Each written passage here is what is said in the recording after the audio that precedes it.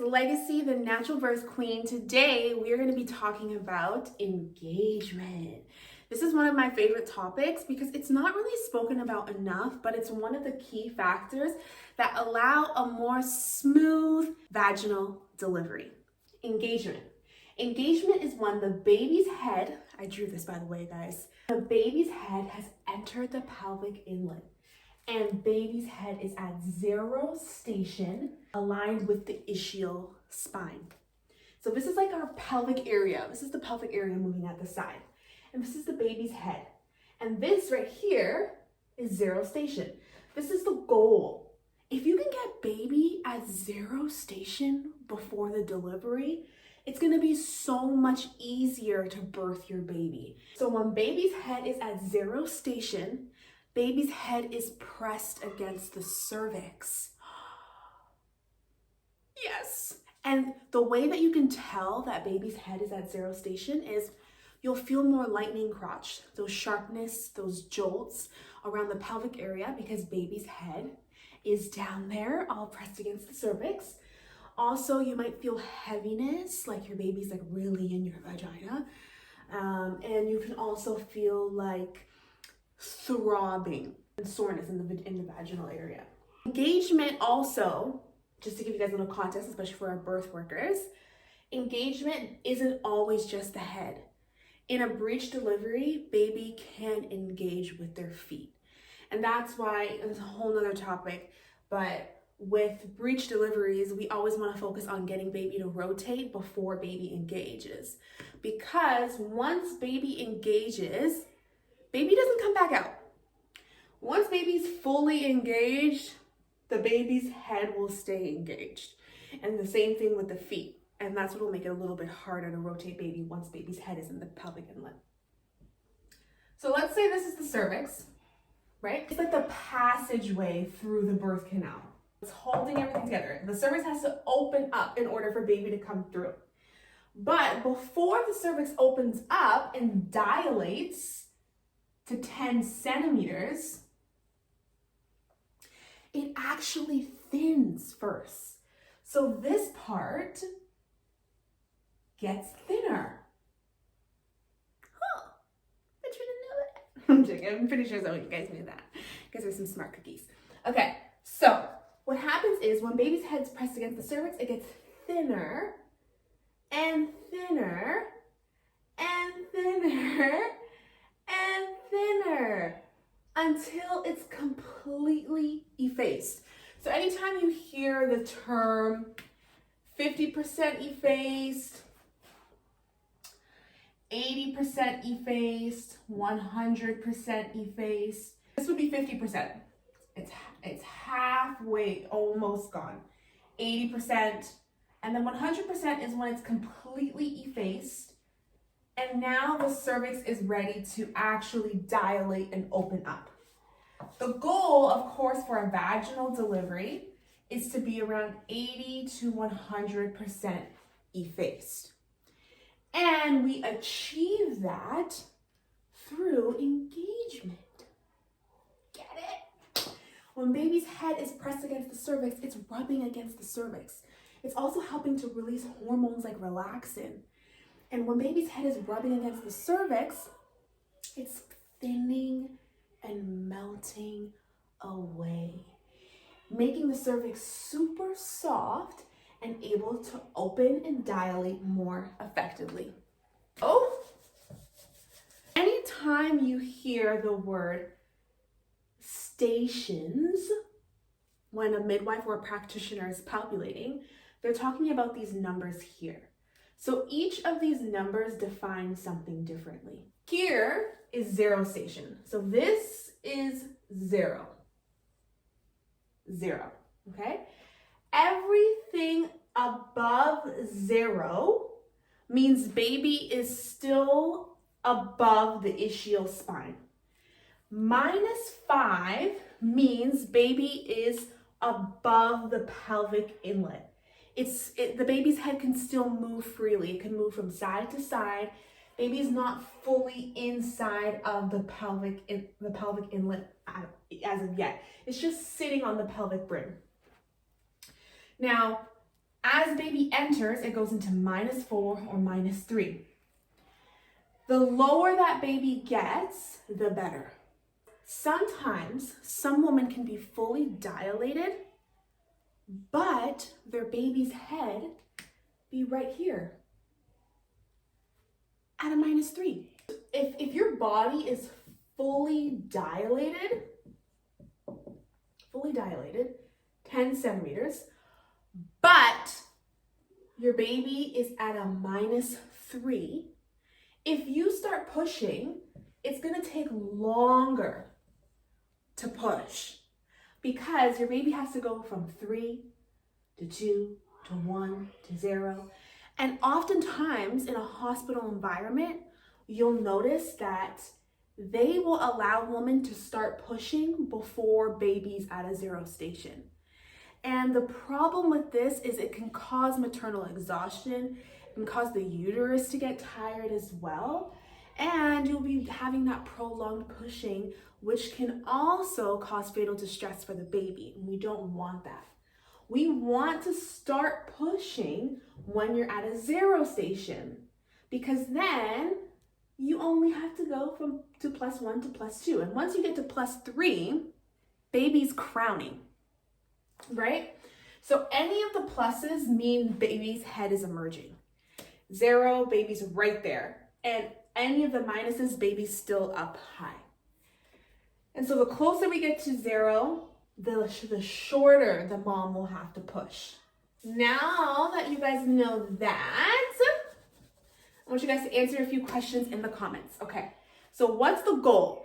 What's the goal? Where do we want baby to be prior to the delivery? 0 station, correct. Now, when is this ideal? Usually babies can get to 0 station at 37 weeks. However, not all babies go to 0 station at 37 weeks. In fact, sometimes some moms their baby won't engage at all until 24 to 48 hours prior to the birth. And some babies, they actually engage while they are in labor. So some babies engage at 37 weeks, some babies engage at 38 weeks, some babies engage at 39 weeks, some babies engage at 24 to 48 hours prior to the birth. Some babies engage on the onset of labor. Usually the key difference here is babies that engage during the onset of labor are usually moms with subsequent births. So for example, if she's given birth already, her baby might not enter the pelvic inlet until labor already starts. And that's because this area, because the first baby was already there, the first baby already did its thing. By the way, my kids like to color on my stuff, so yeah. The baby already did its thing. The baby already prepared that area for mom. And so the second time isn't as hard as the first time. And so it doesn't need to engage earlier. It'll engage during labor or a few days before, because it's basically going to soften and efface the cervix a lot faster. So oftentimes it's usually with moms with more than one baby. But that's not always the case. Some moms, like myself, all 4 of my kids engaged at 37 weeks. And the reason for this is because I do certain activities to ensure that my babies engage. Even though not all babies engage, you still want to try, right? It doesn't hurt to try, because you won't know if your baby engages until it actually engages. And if baby engages, it's gonna make it easier for you in your delivery. Why? Because it helps to soften and prep the cervix, but also it gives a peace of mind. It also gives a peace of mind. The reason why it gives a peace of mind is because once baby enters the pelvic inlet, it doesn't come back out. It doesn't come back out. Which means you don't have to worry about baby possibly flipping, baby going into a breech position right before the delivery. Maybe you go on a bumpy ride to work and baby starts moving around and you get a little nervous and baby doesn't get into an optimal position. And now we have a bunch of work to do at 37 weeks to get baby into a better position. Sometimes that causes a little bit of, extra work. But if you get baby to engage prior, you can get that peace of mind knowing, okay, my baby's engaged, my baby's gonna stay head down. So that's another benefit of having baby engaged. Okay, let's talk about the different things that we can do to help your baby to engage. It sounds so simple, right? And it's always the simple things that do the best. But a lot of people want something extravagant. Sometimes it's not the case. All right, so walking. Walking, it's pretty self-explanatory. Walking helps to bring baby down. Another thing is duck walks. Duck walks help as well, help baby engage. Squats, pelvic tilts. During labor, if the baby's not engaged yet and mom is in labor, she can do all of these things while she's in labor to help baby get lower and lower and start getting to that 0 + 1 + 2 + 3. Not only can we do these things during pregnancy to help baby engage, we can also do these during labor to help bring baby down. You don't want to do this if your baby is not in an optimal position for birth. So optimal position for birth is OA, LOA, ROA. Those are the optimal positions.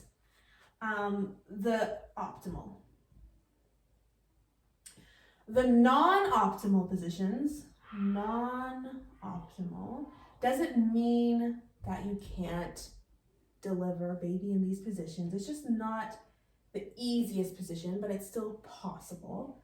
I want to make sure I say that because I don't like having a negative tone to anything in birth. Then sometimes it's just different variations. It's OP. So whenever your baby's OP, baby is facing forward, aligned, baby's spine is aligned with the mother's spine. This is a harder position for baby to deliver in. And in this case, we wouldn't want baby to engage right away. We would actually want to focus on getting baby to rotate first. And then once we know baby is rotated and in an optimal position, like one of these, then we would get baby to engage. And that's the same thing with breech, transverse, or any of those non-optimal positions. We want to make sure we rotate baby first and then encourage baby to engage. And also with breech deliveries, it's a tough one. It's one of those things as soon as you flip baby and you get baby into a good position, you want to try to get baby to engage as soon as possible to avoid baby rotating back into a breech or transverse position. So if you ever are in a situation where you have a breech or baby's not in an optimal position, after you get baby to successfully rotate, you want to focus on walking, duck walks, squats, pelvic tilts. When you're lying down and sleeping, you want to make sure you're in the side lying position. Side lying position. This is still considered an upright position and it helps baby to remain in an optimal position for birth. My baby's engaged right now. I'm so excited. And I can definitely feel the difference between when she was engaged and when she was not engaged. And it's such a peace of mind knowing that she's engaged. And I love the feeling of lightning crotch as well because it just is a sign that we're moving in the right direction.